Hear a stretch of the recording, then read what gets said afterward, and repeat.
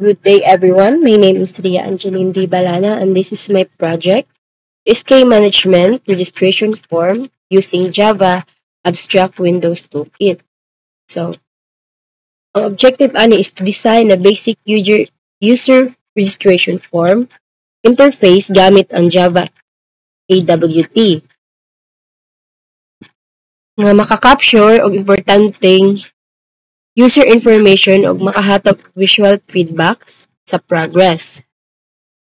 So, these are the description of components. So, naay frame setting, top panel, which is ang back button, title panel, and title and subtitle. And also the main container, progress bar, input fields, and create account button. So, mao ni ihang output.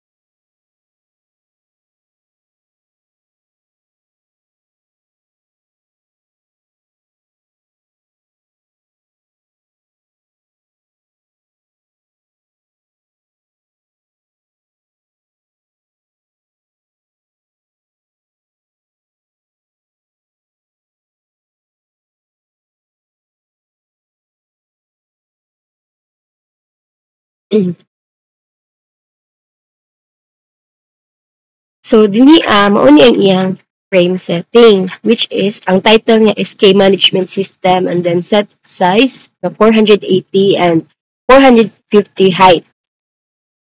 And then, nag-set pod og border layout, and then set resizable na true para pag tuplo ko ning bisan unsa na size lang siya clickable. Then ang background kay blue. Then sa top panel, which is ang back button, mali ni blue.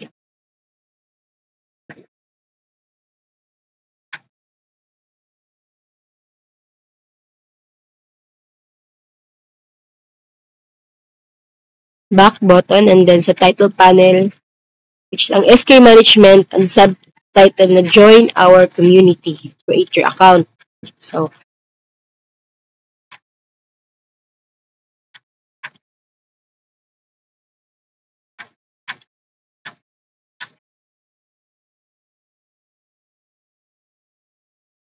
then as you can see, diri sa back button, ang grid X niya is 0. But diri sa subtitle na Join Our Community kay 1. Since kining sa 0 kay sa Java and other languages, mag-start jud ang counting sa 0 instead of 1. So, mahulog ni siya nga column 1 ni 0 diri and then sa column 2 like mao man ni ang column 1 in sa row 1 and then mao ni ang column 2 sa row 1. So, and then sa main container, this is mao ni main container kaning white nga box. And then ang spacing niya is 610 610.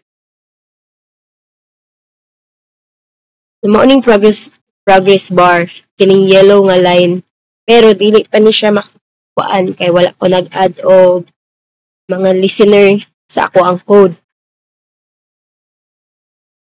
And then the input fields, which is the username, email address, first name, last name, contact number na optional, and address optional, password and confirm password.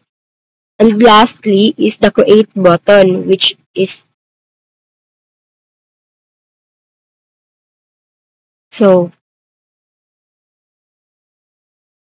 create button is color yellow, and then preferred size is 340 50 na width and 35 na height.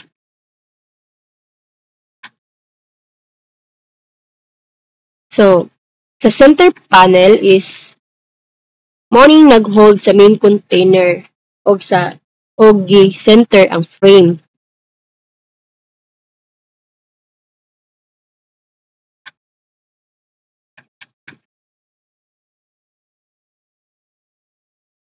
So, ang purpose is kini nga design is naghatag og clean na user-friendly interface para sa registration system. Gamit lang ang Java AWT components mao nga simple, light, and dali modagan. That's all.